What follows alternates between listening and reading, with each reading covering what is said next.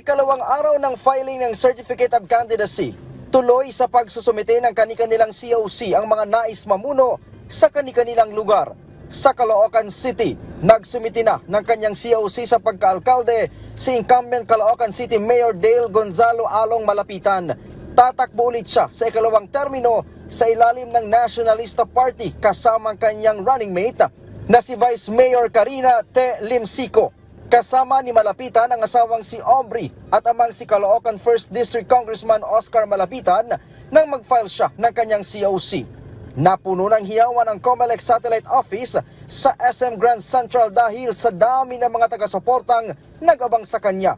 Inaasahang makakalaban ni Malapitan sa pagkaalkalde sa darating na eleksyon si dating Senator Antonio Trillanes IV. Pero sabi ni Malapitan, wala naman daw problema sa kanya ang pagtakbo ni Trillanes dahil mas lamang naman daw siya sa karanasan bilang public servant.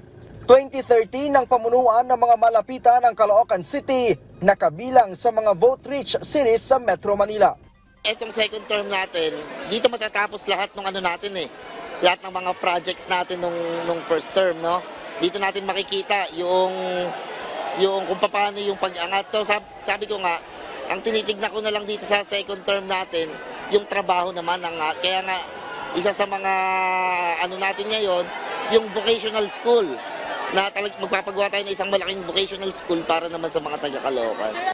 Naghain rin ng kanyang COC ang broadcaster na si Dolan Castro na tatakbo muli sa pagkakonsihal sa unang distrito ng Quezon City. Sabi niya, tuloy-tuloy ang kanyang naging paglilingkod sa kanyang mga nasasakupan kahit pa nabigo itong manalo noong 2022 elections. Kasi naniniwala po tayo na nabigo man tayo nung una pero hindi tayo huminto. Nabigo tayo nung una pero hindi tayo sumuko. Nabigo tayo pero higit sa lahat po, hindi tayo nagtago. Mahigpit naman ang gagawing pakikipag-ugnayan ng National Capital Region Police Office o NCRPO sa komunidad habang papalapit ang halalan. Sabi ni NCRPO Director Police Major General Jose Melencio Nartates Jr., ito ay bilang bahagi ng gagawin nilang pagbabantay para sa pagkakaroon ng ligtas at payapang halalan sa Mayo.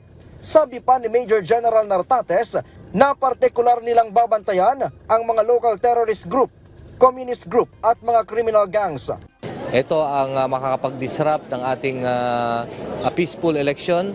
Particularly, ang pinakapanghuli of course is the potential or private armed groups. Ito yung mga goons, ito yung nananakot para magkaroon ng hindi or magka-impluensya sa mga voters natin na makapili ng malaya. Sa ngayon ay wala pang nakikitang problema ang NCRPO sa mga lugar sa NCR. Subalit, magpapakalat pa rin daw sila ng sapat na tauhan upang maiwasan ang anumang klaseng insidente na may kinalaman sa nalalapit na halalan. Mula dito sa Campo Crame, Ryan Lisiges para sa Pambansang TV sa Bagong Pilipinas.